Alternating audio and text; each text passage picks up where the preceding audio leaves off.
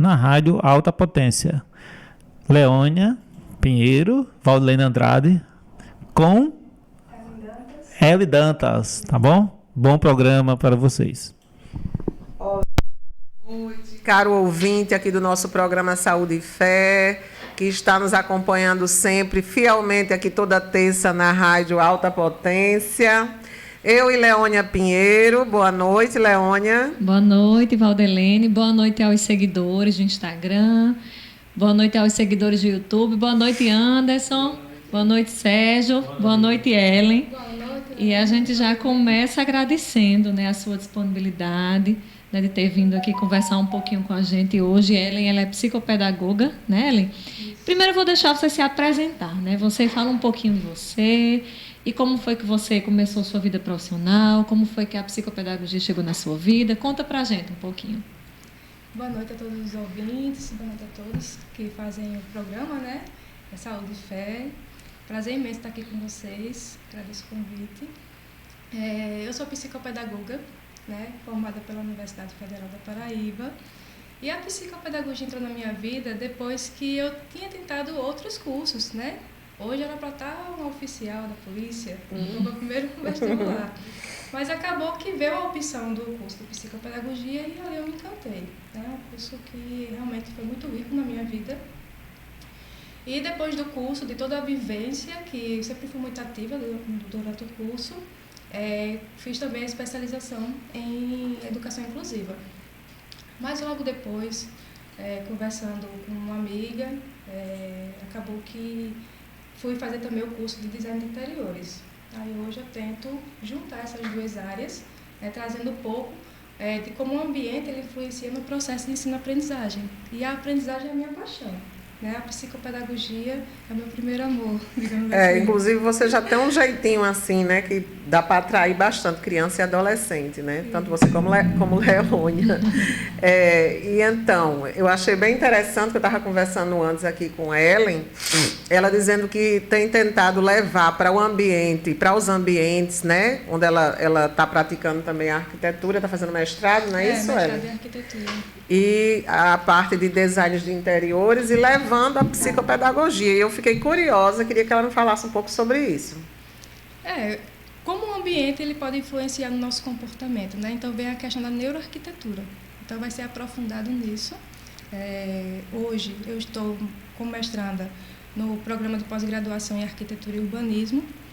Tenho uma orientadora maravilhosa, que é a Angelina Dias, cristã como a gente, né? Uma pessoa maravilhosa. E faço parte também do LACESSE, que é o laboratório de acessibilidade da universidade. Então, tudo isso só veio somar ainda mais a tudo que eu já venho estudado, aprendido e colocado em prática. Né? Então, isso foi uma inquietação minha no curso de design, porque muitos faziam projetos voltados para a área comercial, área residencial, mas se esqueciam do escolar, que é onde a gente passa muito tempo da nossa vida. Então, foi uma inquietação mesmo, pessoal, e também de ouvir alguns profissionais, professores no dia a dia, tentando lidar e oferecer o melhor para os alunos, mas acaba que o ambiente em si ele influencia. Se não tiver adequado na questão da temperatura, a questão da iluminação, o layout. Então, o layout precisa ser flexível para que tenha uma aprendizagem mais significativa. Então, é sobre isso. Carteiras confortáveis, né? Isso. Era uma das queixas que minha filha tinha na escola anterior que ela estava. Porque isso pesa muito no aprendizado, né, Leônia? Na concentração. E principalmente dentro da realidade que a gente tem hoje, de várias crianças com alguns transtornos, né? Que a gente vai estar conversando um pouquinho daqui a pouco sobre o TDAH, sobre a dislexia. Então, se já está num ambiente que já não proporciona isso para elas, elas já têm uma dificuldade maior e já não está num ambiente agradável, não é? Que tem toda essa questão da energia das cores também, né? De cada cor tem sua energia, tem seu significado. Isso. Né? Isso. Já entrando um pouquinho nesse assunto, Ellen, assim, como essa questão dessa demanda hoje em dia que chega para você, dessas crianças e adolescentes e até adultos, que a gente sabe que hoje em dia os diagnósticos estão aí cada vez mais aparecendo adultos também, e adolescentes. Mais acessível hoje, né? Fala um pouquinho para a gente dessa demanda que chega. Você atende essa demanda? Atendo bastante a demanda de TDAH. Onde você está atendendo, assim, a parte clínica? Atendo em Tambaúzinho, na Clinique, tem um espaço que é multidisciplinar, e lá eu atendo crianças com dislexia, com TDAH. O meu foco hoje é esse. Já atendi crianças também com autismo, mas hoje o meu foco está mais para crianças com TDAH e dislexia. Você disse que lá é multidisciplinar. Que tipo de profissionais assim tem mais lá com você? Tem psicólogos, tem fono, tem fisioterapeutas. Interessante. Divide uma sala comigo, uma nutricionista. Então lá é bastante rico assim, de terapeutas, mas a psicopedagogia tem 2 profissionais lá, que sou eu e Joyce, que atendemos. Atende algum plano de saúde? Isso é a título de informação para o público? A princípio, não. Não cadastrado, mas quando tem a demanda judicial, sim. Né? Ele faz um reembolso para os pais e acaba que a gente acaba atendendo. Você pode dar um endereço, né, Sérgio? Telefone aqui para estar divulgando, certo? Então, eu atendo na rua... Eita, de cabeça aqui, mas eu vou tentar lembrar. É Maria Fernandes de Lima, se eu não me engano, número 213, em Tambaúzinho. Centro de Especialidades Isabelle Leal, ou se procurar pela Clinique, em Tambaúzinho também encontra, é do lado da Pulmonar. É bem facinho o acesso. É bem interessante essa questão da equipe, né, multidisciplinar, porque a gente sabe a importância de cada profissional diante daquela demanda, né, diante daquela pessoa que necessita de atendimento.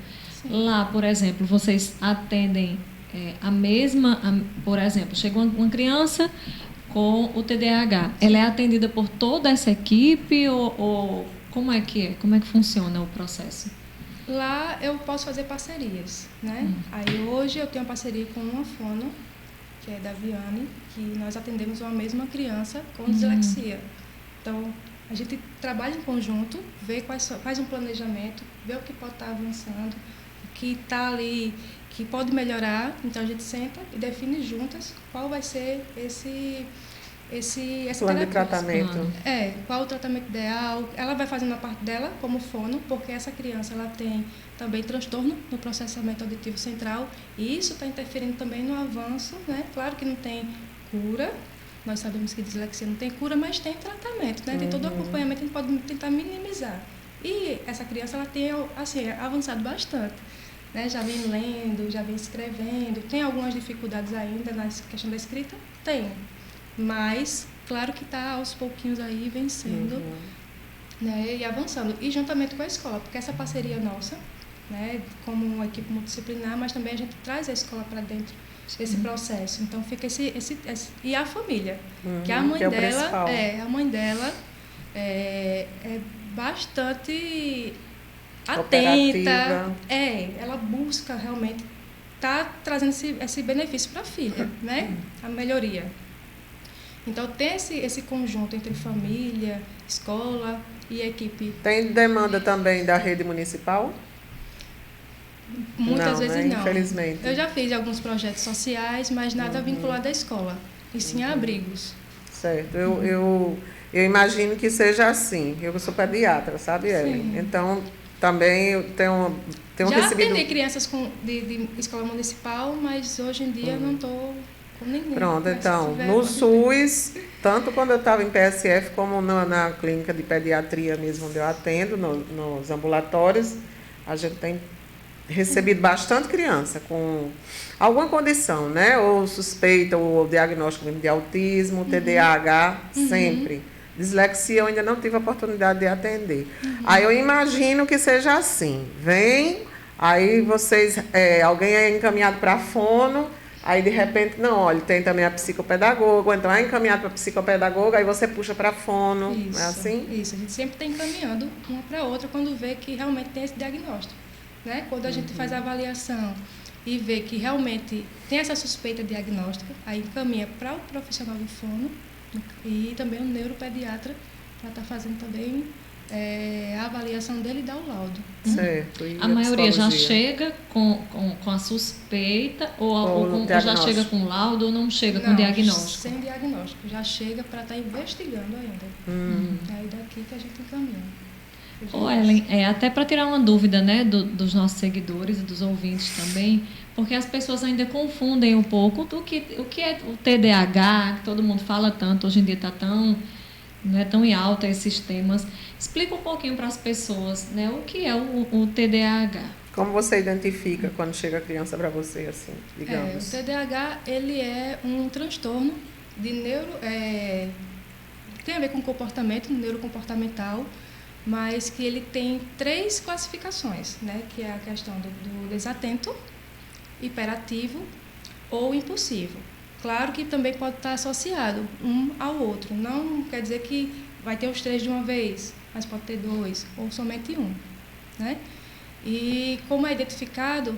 Através de testes, tem avaliação e a partir disso que a gente tem testes específicos, tanto para criança e adolescente quanto para adulto, para estar fazendo esse tipo de avaliação. Tanto a avaliação neuropsicológica quanto a um específico, não lembro o nome exato agora, mas é uma escala de transtorno de hiperatividade que ali a gente vê. Vocês, no caso, você aplica, a fono aplica, como é que é? No caso, acredito que é a psicopedagogia. Fono, eu não sei te falar exatamente. Isso é a prática que vem para você, no caso, né? É. Certo, entendi. Aí, quando identificado, aí a gente faz todo o encaminhamento. Pessoal, vou só interromper um pouquinho a fala aqui de Ellen, só para informar vocês que são 7h15 da noite aqui em João Pessoa, nossa capital paraibana, maravilhosa capital. Quem não conhece, venha conhecer, né? E estamos aqui, eu e Leônia Pinheiro.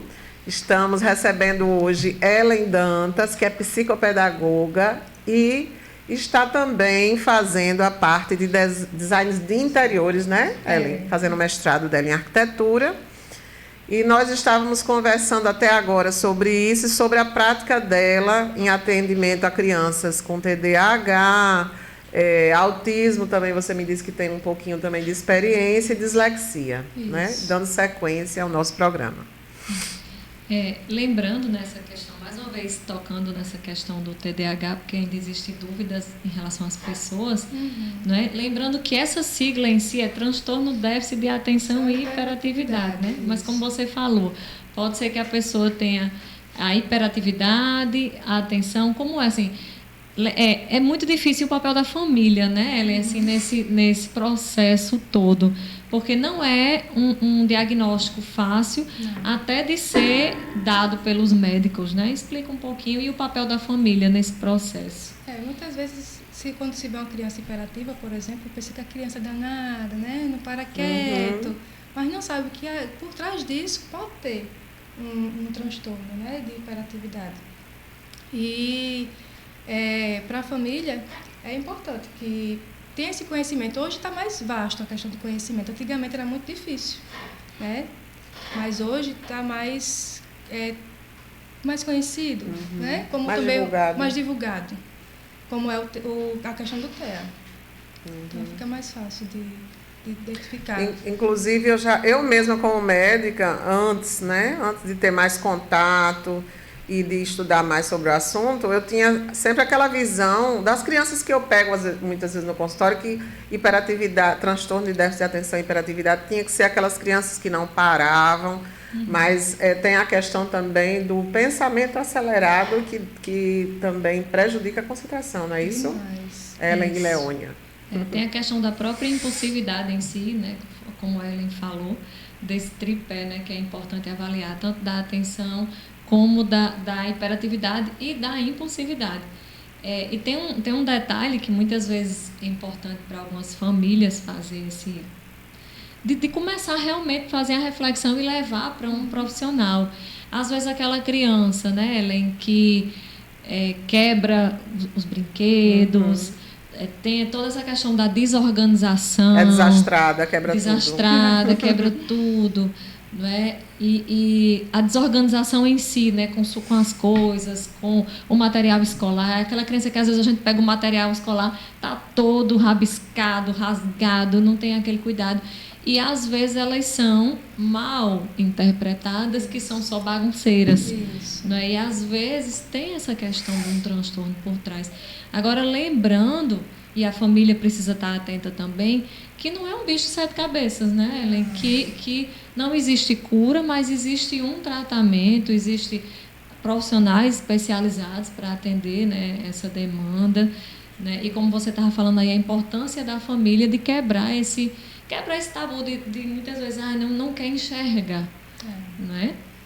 Porque como antigamente não tinha tanta informação, ficava até mais difícil esse diagnóstico. Mas quando os pais percebem e buscam rapidamente essa intervenção, aí começa a minimizar até para a criança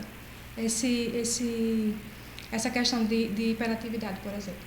Na parte de desatento, aí já vem outras questões, né? Como ele não está me ouvindo, foi o que a gente estava conversando ainda há pouco, né? Parece que a pessoa não está ouvindo o que está falando.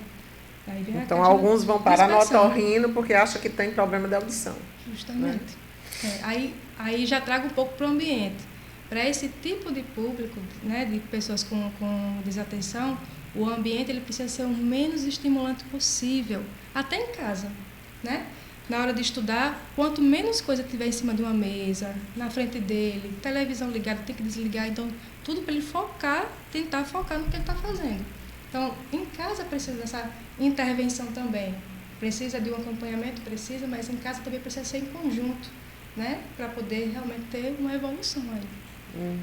E aí você toca num ponto importante hoje em dia também, que é essa questão das telas, né? Do excesso de telas hoje, né? Fala um pouquinho para a gente também, né? Para os pais que estão assistindo, né? Desse uso excessivo de celular, né, de computador, de televisão. E que conselho você dá para o próprio paciente, para a própria criança e adolescente que é tão resistente a gente tirar o celular? Demais. Né? Tentar minimizar o tempo, né? Infelizmente a pandemia prejudicou isso, esse excesso de tela. Tiveram que estudar através de telas.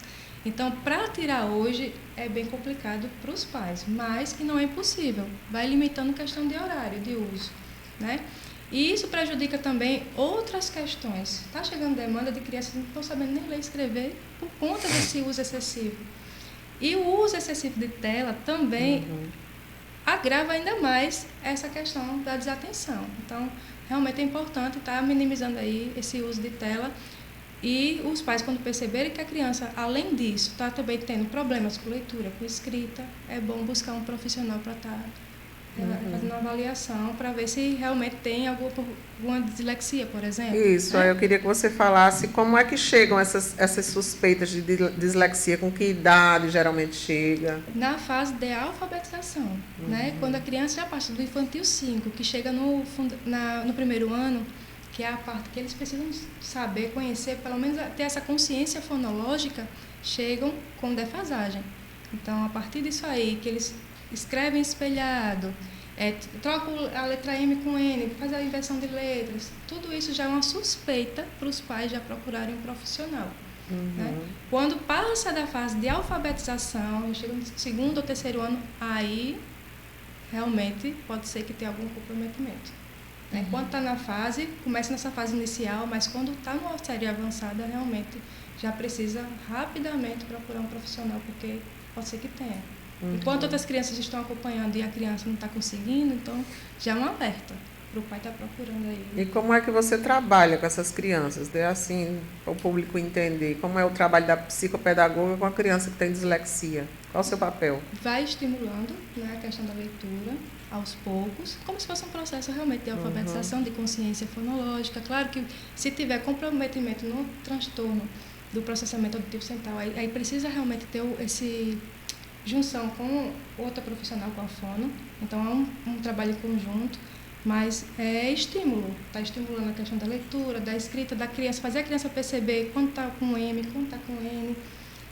Tem réguas específicas para a criança estar acompanhando a leitura, porque ela pode se perder, porque parece que as letrinhas elas se embaralham, né? Então, coloca a reguinha para estar ali facilitando essa leitura. Interessante. Qual o conceito, Ellen, de dislexia, para as pessoas entenderem o que é a dislexia e como os pais identificam essa dislexia? Ela é um transtorno que ela tem dificuldade no reconhecimento de letras, de palavras. Então, ela já começa com essa dificuldade. Primeiro que tem um atraso na fala, aí já acende esse alerta, né, no atraso da fala. Aí vem a questão de não querer ler, não querer aprender a letrinha. Não gosto de letra. Então, tem essa recusa de letras, né? Então, aí já começa a suspeita desse transtorno, né? Porque, na verdade, ela está se incomodando porque não consegue aprender. Justamente. E isso influencia até na motivação dela de aprender, comparada a outros coleguinhas. As crianças começam a se comparar, não conseguem ler, nem em voz alta, para uma turminha, quando o professor solicita que lê em voz alta, às vezes apresenta dificuldade, e isso vai desmotivando cada vez mais essas crianças. Por isso a importância de investigar. Tem um filme, né, que fica até como dica para quem está nos assistindo, não sei se você já assistiu também, até anotei aqui, eu já assisti esse filme acho que mais de uma vez, mas ele é ótimo, é Como Estrelas na Terra. Já assistiu? Já assistiu, Valdelene? Não, ainda não. Ele é falando justamente sobre a dislexia. Né? E eu acho que é o que? É indiano? Eu acho que é indiano o filme. Mas, assim, é uma produção maravilhosa.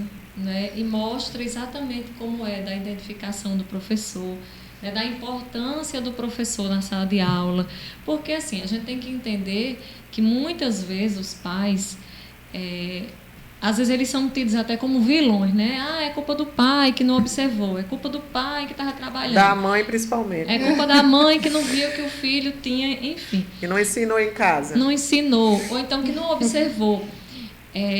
E assim, muitas vezes a gente precisa entender que os pais são leigos nesse assunto. Né? Por mais que eles procurem, que eles leiam hoje em dia, que eles estudem, mas às vezes são leigos. E às vezes não só nesses assuntos, às vezes são pais realmente que têm pouco estudo, né, que não têm tanto acesso à informação, apesar da internet estar aí hoje aberta, mas não tem tanto acesso à informação. E aí ótimos parceiros nossos são os professores. Justamente, a maioria das vezes são os próprios professores que encaminham. A maioria das vezes. Boa parte dos casos, inclusive, né? De autismo, de TDAH, de dislexia, principalmente. Né? A importância do professor na sala de aula ter esse olhar. E hoje em dia, para tudo, né? A gente sabe que hoje em dia sinais de violência são observados através de um professor, sinais de um transtorno. Hoje a criança, muitas vezes, ela passa a maior parte do dia dela na escola. Isso. Principalmente na escola integral. Então, a criança passa o dia inteiro na escola. Ela muitas vezes só chega em casa no final da tarde, à noite. Né? Então, assim, fica um alerta. E para esses professores estarem realmente, né, se especializando mais. E eu ainda vou além. Eu acho que todos os profissionais, né, da área de saúde e de educação precisa estar atento. E precisa também entender da função do colega. Não que eu vá entender a função a fundo do que a doutora Valdelene faz enquanto pediatra, ou que você faz enquanto psicopedagoga, mas pelo menos eu ter a noção para poder encaminhar. Isso. Qual o papel, né? A importância. Senão você não vai nem dar importância, não vai encaminhar a criança, nem o adolescente. De que forma que eu posso encaminhar para um fono? Né? Será que ele é paciente para fono? Né? Muitos professores eles sentem dificuldade de estar ajudando ou intervindo dentro de sala de aula, porque a demanda para eles é muito grande. Então, para conseguir dar conta de todos e ainda com o aluno com o transtorno, para eles é muito difícil. Aí fica esse recado mesmo, da importância de estar se capacitando, se especializando, para poder ter conhecimento e estar encaminhando da forma correta, né? Isso, e eles são o papel principal dentro da sala de aula, né? Quem somos nós sem professores? Então, com um olhar amoroso, estaríamos aqui, né? Com um olhar amoroso, com um olhar de cuidado, né, que o professor tem, com certeza vai estar aí percebendo quando o aluno está apresentando algum tipo de dificuldade ou transtorno de aprendizagem. Ô, Ellen, eu fiquei curiosa para saber como é que funciona o LACES, é isso? Isso, é o Laboratório de Acessibilidade. Como é que funciona isso dentro da universidade? Fala um pouquinho sobre isso. Bem, eu vou falar de forma bem sucinta, né? Mas o LACES hoje, ele dá apoio ao curso de arquitetura, né? O curso de graduação. Então, eles fazem vivências de acessibilidade dentro da universidade, claro que é bem mais abrangente, eles já fizeram até rotas acessíveis dentro da própria universidade, começando pelo Centro de Educação, se eu não me engano, né? Então, eles fizeram rotas. E também no Centro de Vivência. Então, aquele percurso todinho de pessoas com cegueira total, baixa visão, foi todo o LACES ali que elaborou.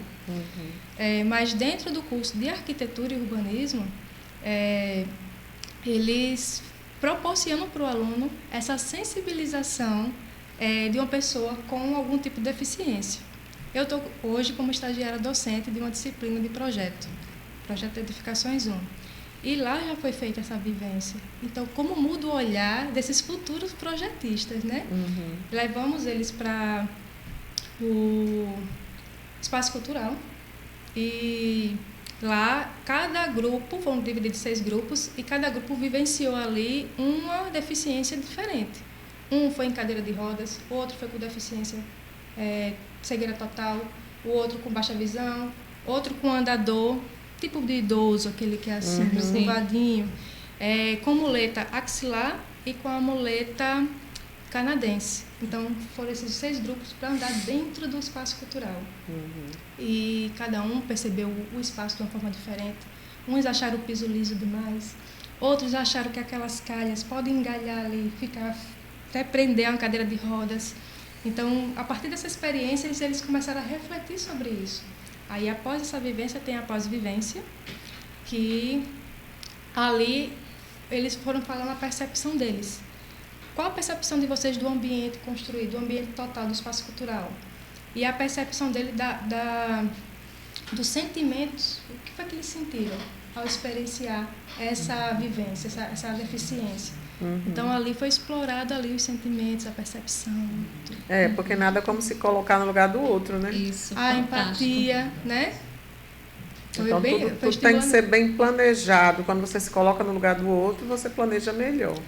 Se todos os profissionais, né, tivessem a oportunidade de realmente andar pelas outras áreas. É brilhante assim, essa ideia, porque já pensou, né? Se os outros profissionais se colocassem. Isso, acho que nos outros cursos de medicina, né? Eu até sugiro aqui, porque. Né, Leônia, esse assim, projeto. médicos, né? Vários profissionais assim que eu acho que deveriam se colocar. Aguça o nosso olhar, torna o nosso olhar mais sensível, mais humano. É aquela história, né? Às vezes a gente sabe da demanda, sabe da necessidade, mas é diferente quando a gente vive. Isso. Eu digo porque a gente está passando uma realidade lá na minha casa, meu pai quebrou o fêmur, né? E eu sabia, eu sou psicóloga, atendi pessoas com deficiência já, tenho uma tia que tem deficiência física, mas com essa queda dele agora, assim, como muda o olhar, né? E principalmente quem está com ele, tanto eu quanto minha mãe, é quem leva ele. Então, a gente que ficou com a cadeira de roda, com a muleta, com tudo, com andar já. E quando hoje eu chego nos espaços, já é procurando de fato a rampa, né? A acessibilidade, como muda, né? Porque é diferente, eu sabia da importância, mas é diferente quando você realmente está com a pessoa e você tem que transportar a pessoa e você tem que ajudar, muda. Então, assim, se todos os profissionais tivessem essa oportunidade e se vocês puderem levar também eles para outros espaços, não é? Porque eles que estão ali para ver se realmente, né? está existindo essa acessibilidade que tanto se fala, né? Exato.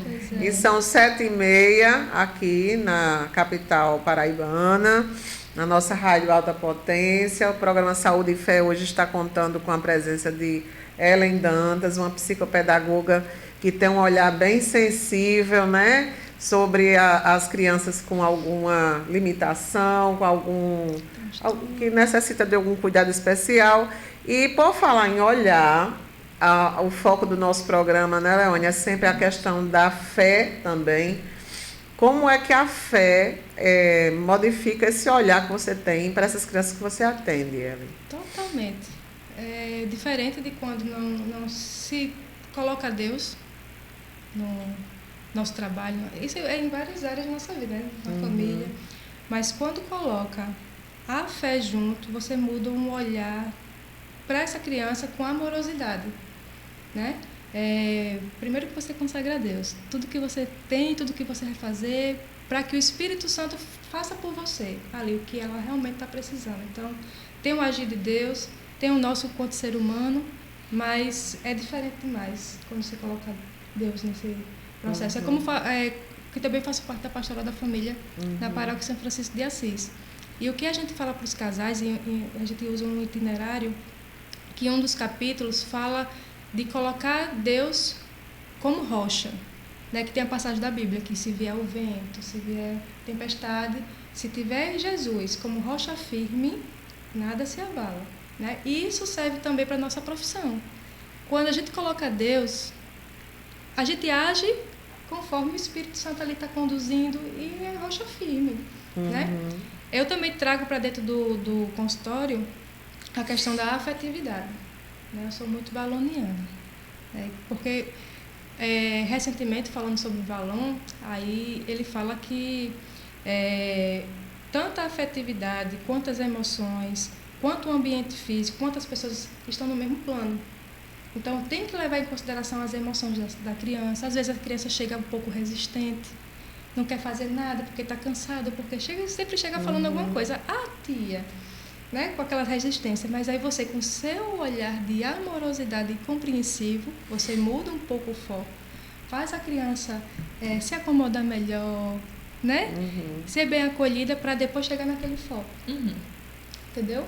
Diferente do que chegar, senta, vamos fazer isso aqui, né? Começa a fazer algo mecânico, né? Bem mecânico, justamente. Você deixa o mecânico de lado e traz o lado dele. Por que ele está assim? Por que ele está cansado? Ainda quando chegar em casa, ainda vai fazer tarefa de casa, sabe? Então, a pessoa começa ali, claro que não vai perder o foco da terapia, da intervenção, mas que precisa também entender o outro, né? Colocar ele como centro.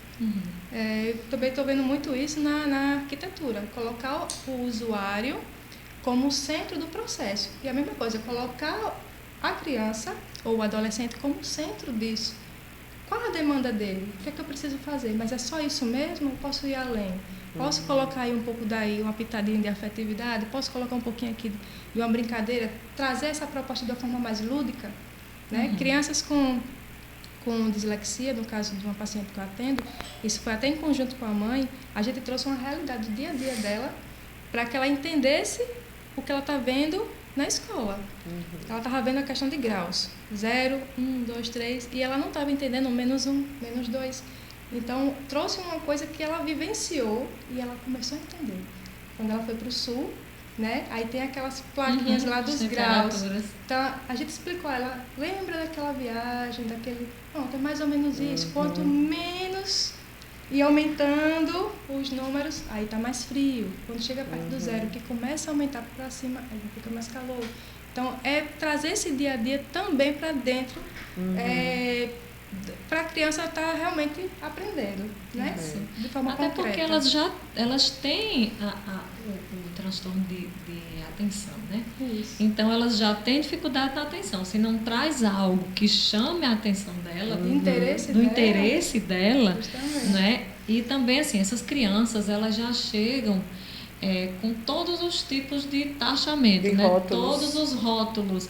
Então é a bagunceira, né? É a desorganizada, é a estranha, enfim, muitas vezes chega da escola com todos esses rótulos, né? Então, se chega num ambiente, ele é aceito inicialmente e ele entende que aquilo ali existe, afetividade naquele espaço, que ele não está ali só porque é um compromisso, né? De dizer, eu tenho que ir para ela em tal hora e é um compromisso só para bater cartão lá, né? Porque minha família está mandando eu ir. Não, é um ambiente que eu estou indo porque eu quero ir, né? Porque lá eu sou aceita, lá eu sou entendida. Porque essas crianças, elas são muito mal entendidas. Justamente. Tem crianças que falam assim, tia Ellen, eu posso vir de novo amanhã? Tia Ellen, eu posso vir de novo quinta? Meu amor. Né? E todos eu chamo de meu amor. E quantas vezes por semana geralmente vão para você? Uma vez por semana, no máximo, dependendo da demanda e da gravidade, aí eu coloco 2 vezes na semana. Mas hoje está um pouco limitado por conta do mestrado. Eu só estou atendendo uma vez na semana, toda quinta-feira, por conta disso, que não tem como. E muitas vezes eles também já vão para você uma vez na semana, já vai outra vez para fono, 2 vezes para fono, algo assim, né? Isso. Psicólogo. Aí com a demanda eu estou me dedicando mais também a essa questão do mestrado, no primeiro ano ainda, então realmente a demanda é muito grande. E a resistência da família, Ellen, para os diagnósticos, né? Por exemplo, a criança chegou ao seu consultório sem o diagnóstico, né? Chegou com todos os sintomas, todas as características, mas não tinha o diagnóstico. É conversado com aquela família que ela tem que procurar outros profissionais, né? Como é a aceitação da família para esse diagnóstico? É resistente? Elas são mais acessíveis? Às vezes sim. Às vezes são um pouco resistentes, mas às vezes não. É surpreendente, porque quando já buscam, né, que a criança está apresentando aquela dificuldade, é porque realmente eles querem entender e querem ajudar de alguma forma, né?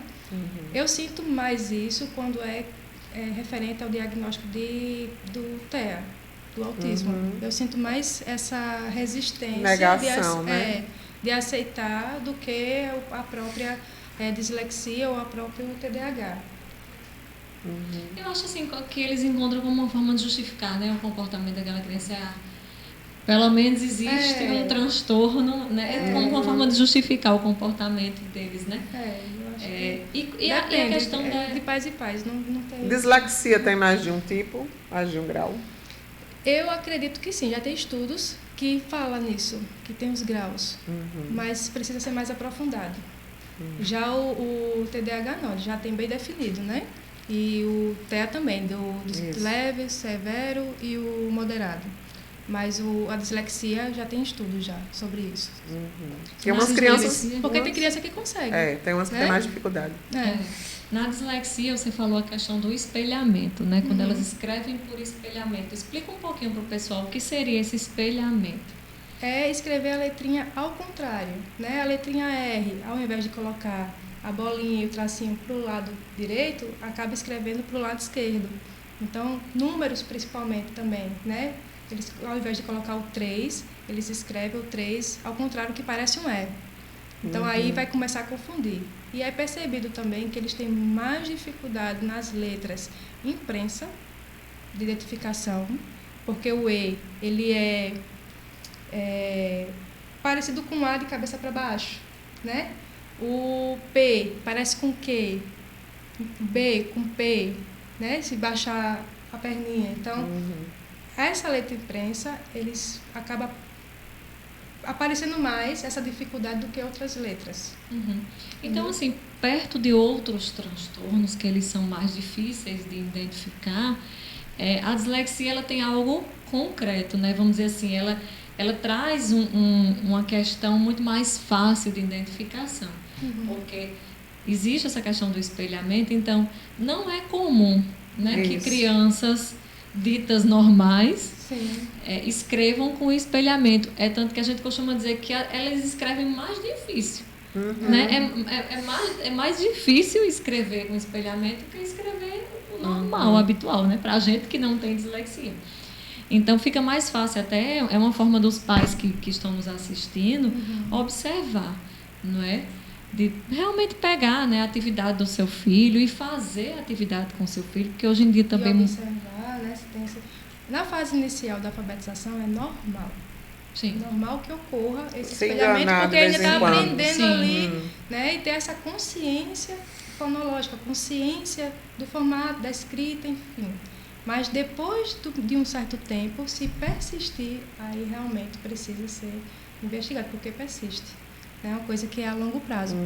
Outra coisa que se observa também é ocultamento de letras. Tipo, vai escrevendo alguma coisa e acaba ocultando. Aí também é já fica um alerta, sintomas, né? Já fica um alerta para os pais que nos assistem, já fazer essa identificação, observar, será que meu filho está realmente acompanhando igual os demais da turma? Conversar com os professores, né? Isso é bom os pais terem essa relação com a escola, tá perguntando à professora, né? Se está tendo alguma dificuldade, está sempre acompanhando. E especialmente as tarefas de casa, porque ali você vai perceber realmente se está tendo alguma dificuldade ou não, né? Ellen, explica uma coisa aqui para a gente e também para quem está em casa. Quando já chega à conclusão, já tem um diagnóstico da dislexia, como é que vai passar então a ser o processo de aprendizado dessa criança na escola? Que ela vai estar introduzida numa turma, né, com outros alunos. Como é que ela vai conseguir aprender o processo para ela aprender? Aí precisa estar em conjunto com a escola, né? Especialmente com os professores da turma, que geralmente ainda é no Fundamental 1, e é no máximo ali 1 ou 2 professores. Então, ter essa conversa com os professores e tentar montar uma estratégia ali de forma que facilite, porque mesmo que tenham o mesmo diagnóstico, mas nenhum é igual ao outro. Eu sei. Todos são singulares. Por exemplo, o quadro, o que for colocado no quadro, né, o que aparecer num slide, ela vai estar lendo como a outra criança? Não, aí a professora precisa entregar uma folhinha à parte para ela tentar ir copiando de acordo com a folha. Aí você vai ser montado de acordo com a necessidade mesmo. Muitas vezes a criança não consegue o que está no quadro, está copiando, está escrevendo, acompanhando. Aí a professora entrega uma forma mais resumida, de forma que ela entenda e está escrevendo Ou ali. seja, muitas vezes vai ser confundido também com déficit intelectual, né? Vai achar que a criança não aprende porque ela tem uma deficiência intelectual e, na verdade, não é. E muitas crianças se sentem diferentes quando elas se percebem assim, por que minha atividade, minha forma é diferente da dele ou da dela, né? E isso ocorre tanto com a dislexia como o TDAH. Quando se entrega uma prova diferente em sala de aula para uma criança com TDAH ou com dislexia, elas já se sentem ali diferente. Por que o meu é diferente? Né? Aí realmente depende da escola, vai de escola para escola, porque tem escola que tem um ambiente específico para estar trazendo essa criança, a criança está ali, fazendo a sua provinha de forma individual, para não ter esse comparativo. Mas tem escola que não, que realmente é todo mundo junto, só entrega uma prova diferente e acaba ela percebendo que é diferente da prova da coleguinha. E as comorbidades, Ellen? É observado assim, que geralmente essas crianças com tanto TDAH como dislexia, elas apresentam outros transtornos, né? Sim, especialmente com ansiedade, né? Crianças com TDAH já é difícil esse transtorno, mas quando está associado à ansiedade, né, acaba prejudicando ainda mais. Um exemplo, quando a criança vai fazer uma prova, por mais que tenha estudado, e olha que já é difícil a criança estudar, né, porque tem que ler 3, 4 vezes para poder entender determinado assunto. Ler mais do que o normal, precisa tentar memorizar, para tentar aprender. Aí já tem essa dificuldade. Quando chega na hora da prova, dá um branco. Mas o branco está associado também à ansiedade. Eu já recebi crianças assim que acontecia isso só durante a prova. Durante a aula, conseguia interagir, né? Era líder de turma, porque geralmente quem é TDAH, digamos assim, o que falta em uma coisa, já tem aprimora uma habilidade ali em outra, né? Então a criança líder, participativa, tudo, mas quando chegava na prova, dava o branco. Mas é porque estava associado aí com a ansiedade. E olha que a ansiedade tem se demonstrado aí, né? A OMS mostrou o quanto aumentou, tanto em crianças e adultos, essa questão depois da pandemia, depois da pandemia, prejudicou mais. E com certeza a depressão também vem junto, né? De TDAH, porque tem a dificuldade de aprendizado, da dislexia também, eu acredito. Quando não é compreendido, pode estar realmente trazendo aí já para uma depressão, né? Quando não é entendido. Porque será que a professora não gosta de mim? Será que sou eu que não consigo? Até mesmo os coleguinhas, né? Às vezes podem fazer algum comentário, né? Um bullying. Muitas vezes pode começar de um bullying na escola, né? E aí ele já tem uma tendência, né, genética e ambiental, enfim, para um quadro de ansiedade, para um transtorno de ansiedade, né? O próprio transtorno em si, o TDAH em si, também já pode estar associado a um quadro de ansiedade. Então, quando junta tudo isso, né? E essas crianças, elas são mais difíceis de ser trabalhadas, essas que têm essas outras comorbidades ou não, né? Precisa ser acompanhado com outro profissional que é o psicólogo, né? Quando se trata de ansiedade, de emoções, aí a gente anda em conjunto com o psicólogo. Às vezes, hoje inclusive me fizeram uma pergunta, mas qual é a diferença do psicólogo para o psicopedagogo? Muita gente confunde, né? Faz muito bem, então aqui está uma de frente para a outra, podem tirar as dúvidas. Então, muita gente confunde a psicopedagogia como a junção da psicologia com a pedagogia, mas não é, né? Ela é uma ciência única que estuda a aprendizagem humana. E nos primórdios, na época, né, que se surgiu ali a pesquisa sobre por que a determinada pessoa não aprende, foi através da medicina e da psicologia. Não foi com a pedagogia, foi com a psicologia e a medicina. Aí, com o tempo, veio a junção da pedagogia e ele foi caminhando até chegar na psicopedagogia. Então, a psicopedagogia vai trabalhar com os transtornos ligados à aprendizagem. Especificamente a aprendizagem. A gente não lida com emoções, como o psicólogo lida, não lida com a questão da com a patologia em si, né? Isso. Também, tratamento em si. Isso. Nosso foco é a aprendizagem humana. voltando à espiritualidade, Ellen, que é o foco do nosso programa aqui, né? Ser saúde e fé. Já chegou alguma mãe, algum familiar, de trazer um relato para você de algo espiritual, assim, no sentido de a espiritualidade me ajudou no processo? Depois que a gente está frequentando a igreja, isso tem ajudado? Existem relatos no seu dia a dia, assim, enquanto psicopedagoga? Não, dessa parte, especificamente de chegar porque vai à igreja, não. Mas eu sinto, enquanto profissional, e eu sei que as crianças vão, que os pais acompanham, que levam, eu sinto que é diferente do que os que não levam. A maneira como encara, não é isso? A paciência, é tudo muito diferente. Mas de chegar e contar, fazer um relato desse tipo, não. Mas é observar. Mas você dá pra compara, observar, né? Dá para observar Certo. a diferença. E a igreja que você frequenta é a Paróquia São Francisco de Assis, no Jardim em São Paulo, que é a minha também. E que é a de Padre Paulo. Padre Paulo, mais uma vez ausente. Um abraço, ele que sempre nos assiste. Hoje não se manifestou. Ele né, está aqui Ellen? conosco, Puxar se a fazendo orelha presente. dele. Então, você estava falando também, Ellen, que você participa da pastoral familiar. Qual o papel da pastoral familiar? E olha que família tem tudo a ver com educação e com saúde, né? Justamente. É realmente trazer a família para dentro da igreja, né? É esse o principal papel. Atualmente eu faço parte do setor pré-matrimônio, né? Mas tem setores lá que é o pós-matrimônio e casos especiais. Então todos podem se fazer presente, até quem é viúva, né? Ou que é separado, mas casou de novo, são muito bem-vindos à pastoral. E, por sinal, a pastoral está precisando de casais, né, que tem o interesse de estar participando. Sejam muito bem-vindos. É só estar falando com a gente, ir na secretaria, pedir o contato aí do coordenador para estar fazendo parte. Né? Já fica um convite, né, para os profissionais, para os casais. Que estejam nos casais ouvindo. Católicos, né, que queiram que morem aí próximo nos bancários, né, que estejam querendo se engajar numa paróquia. A nossa paróquia está precisando mesmo, né, Ellen? Casais. Inclusive está arrecadando roupas para o brechó, que tem nos ajudado muito na construção da nossa igreja. Isso. Quer falar um pouquinho aí também sobre isso? E o bazar ele funciona toda segunda-feira, de 8 às 5 da tarde.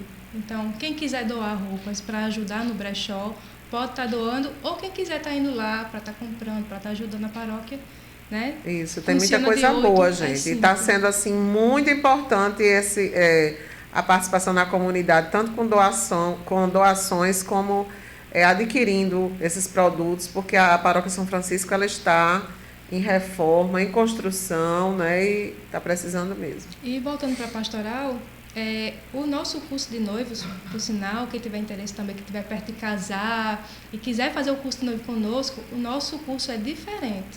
Nós não fazemos um curso de um dia ou de uma tarde.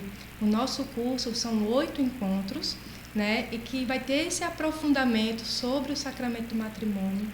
E vale muito a pena. São 8 encontros, mas gera aí um vínculo, traz a família para dentro da igreja, já começam com essa base de ter o Senhor como centro, e vale muito a pena. E tem uma consciência realmente do que é um matrimônio. Isso. Não é isso, Ellen? Isso. Mas assim, que bacana, eu sou de lá da paróquia, mas não sabia que o curso de noivo tinha esses 8 encontros, né? Isso. Mas assim, são pessoas diferentes, você leva, por exemplo, leva médico, leva pessoas para darem palestra, como é que é o curso de noivo lá? No final, a gente leva um casal que vive o sacramento do matrimônio, ou para dar uma palestra. Sempre no final do nosso curso tem essa palestra. Mas aí no decorrer do curso? No decorrer não, no decorrer é só o que está no itinerário, que a gente vai seguindo, mas tem a participação do padre.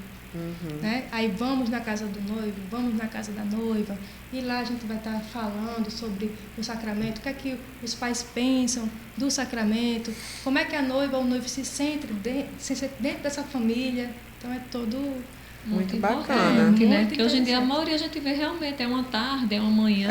E é mais para cumprir um protocolo, né? Isso. E é tão importante hoje em dia, né? As famílias aí estão sendo tão, né? Cada vez mais Se desfazendo tão rápido, né? E é muito importante quando tem, né, esse acompanhamento já inicial, já está inserido dentro de uma paróquia, né? É importante. A gente sempre fala aqui, sabe, Ellen, que o foco do nosso programa é a espiritualidade. Sim. Né? Agora, claro, cada um dentro da sua religião. Né? Hoje a gente trouxe Ellen, que é da religião católica, mas a gente já trouxe aqui outras. A gente já trouxe espírita, não evangélico, isso. Evangélicos, indígena. Então, o importante é ter a espiritualidade, independente de qual religião você frequenta, né?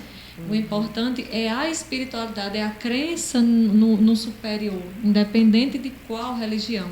Né? E como ele vai, então, como é que vai ser a sua prática de vida, né? Porque Deus é amor, né?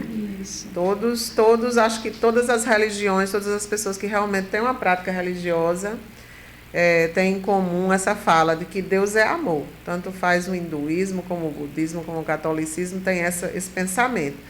E o mandamento de Jesus, né, o segundo, e que engloba todos os outros, né, só não o primeiro, que é amar a Deus sobre todas as coisas, mas assim, amar o próximo como a si mesmo, né? Isso. Que é o que eu acho que é o olhar que você diz que tem como cristã para as crianças que você atende no seu dia a dia, né? Isso. E a gente já está chegando ao fim, mais um pouquinho já a gente acaba. E eu queria saber assim, um pouco mais, que você falasse um pouquinho mais também da parte da arquitetura. O que levou você, despertou você também para ir para esse lado da arquitetura? Pois é, eu digo que Deus me mostrou, sabe? Porque eu tinha tentado mestrado em educação e não tinha passado, apesar de ter sido aluno especial na época. Veio a pandemia, aí eu dei uma pausa, tentei voltar, não deu certo. Aí foi quando eu desisti. Eu digo, Senhor, se não for teu sonho para mim, tira isso do meu coração. Aí Deus disse, olha, não é do seu jeito não, é do meu. Aí apareceu um cardzinho no Instagram sobre uma disciplina ofertada no PPGAU, que é o Programa de Pós-Graduação em Arquitetura e Urbanismo. Eu disse, por que não, se eu sou designer? Por que só tentar em educação? Por que eu não posso ir para além, né? Levar essa parte, como eu digo à professora, eu digo a todo mundo, que eu amo essa interdisciplinaridade, né? De juntar as áreas, juntar as ciências, isso é fascinante. É muito bom. Aí eu disse, por que não?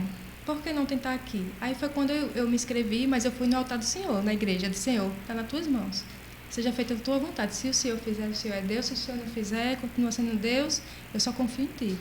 Aí fui aprovada na disciplina, cursei a disciplina.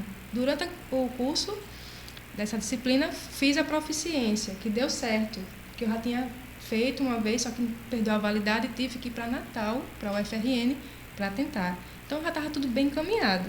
E tudo Deus foi moldando, né? E tudo perguntando se era a vontade dele. No final, fiz a seleção que eu não tinha plano de pesquisa nenhuma. Eu fiz, eu digo que é o número da perfeição de Deus, né? 7 dias. Não fui eu. Humanamente falando, não fui eu. Foi Deus puro, que me usou e eu madrugava para fazer um plano de pesquisa para poder submeter. Submeti nos 45 do último tempo, ainda para selecionar o que eu já tinha de certificado e tudo para poder estar lá. Deu certo. Para a glória de Deus, eu passei no plano de pesquisa, na defesa, que eu estava com dificuldade na fala, eu estava com a pandemia também, com essa ansiedade, não estava conseguindo falar em público, nem falar, enfim. E, para mim, venci uma barreira, né? Eu entreguei ao Espírito Santo, então eu pedi para ele falar por mim, porque eu não ia conseguir falar, e falei, defendi, passei, e depois a prova de títulos, que foi só classificatório, e para a glória de Deus, passei, né? Para esse lugar que só Ele sabe o propósito. Só Ele sabe o porquê que eu estou lá. Você já disse uma coisa muito importante, né? Você está reunindo ainda de forma interdisciplinar, você está reunindo a psicopedagogia, né, que já tem um olhar para essas crianças que têm alguma dificuldade no aprendizado, né? Leva esse olhar, como é o ambiente propício para essas crianças aprenderem, como seria melhor o ambiente para uma criança que tem já o transtorno de déficit de atenção e hiperatividade, para uma que já tem a dificuldade na leitura, né? Para aquela que também tem o transtorno do espectro autista. Hoje eu estou trocando as letras, né? Acho que eu estou com dislexia. Acho que está falando. Então, assim, eu acho que o propósito de Deus já está se manifestando aí, né? Amém. Além de tudo, uma pessoa que é cristã, Sim. ou seja, que coloca Deus no centro. E quando a gente coloca Deus no centro, tudo vai bem. E como também Nossa Senhora, né? Porque eu sou consagrada a Maria, né? Pelas mãos dela, Jesus. Mas como também ela me levou para as pessoas que também são dela. É incrível. Os sinais de Nossa Senhora. Inclusive, nós estamos aqui, né? É. Através de pessoas que são da nossa religião, Pois você é. está aqui, né? Pois é, e a minha orientadora também é consagrada Nossa Senhora, assim como Nossa Senhora também foi muito providente, ela me revelou em sonhos essa aprovação, só que a gente espera, né? A gente é humana e fica nervosa, mas Nossa Senhora me mostrou uma flor, uma rosa branca em sonho, e depois ela aparecia, e eu com essa rosa branca, um tempo depois de aprovação, a professora fez comemorou os 10 anos do LACES, e com rosas brancas. Eu digo, minha Nossa Senhora, como os teus sinais são belos. Aí, pronto, depois eu entreguei a rosa em sinal de gratidão à Nossa Senhora no altar, lá na Paróquia São Francisco de Assis. Entreguei a minha e de uma amiga minha que eu tenho muito carinho, que passou em primeiro lugar, inclusive, Isaura. E, assim, enquanto eu rezava por mim, eu rezava por ela também. A gente não se via como concorrente, se via realmente como parceira. E as 2 rosas que eu entreguei, consagrei a Nossa Senhora, foi realmente pela aprovação das 2. Ótimo. Que coisa linda. E nosso programa, mais uma vez, né? Antes de a gente terminar, isso é só um mimo que a gente entrega aqui a todos os entrevistados, um anjinho, né, como um símbolo da espiritualidade. Obrigada. Lindo. E aí a gente vai chegando ao final, né, de mais um Saúde e Fé. Agradecemos os nossos seguidores que estiveram com a gente até agora, do YouTube, do Instagram. Muito obrigada. Obrigada, doutora Valdelene. Obrigada, Leônia Pinheiro. Obrigada, Ellen. Obrigada. Muito prazer aqui. Eu agradeço na demais o nossa convite. Um beijo para entrevistada. Eliane, um beijo para Padre Paulo, para toda a minha família, para a Pastoral Familiar, para todos. Um beijo, Deus abençoe. Boa noite, Boa gente. noite.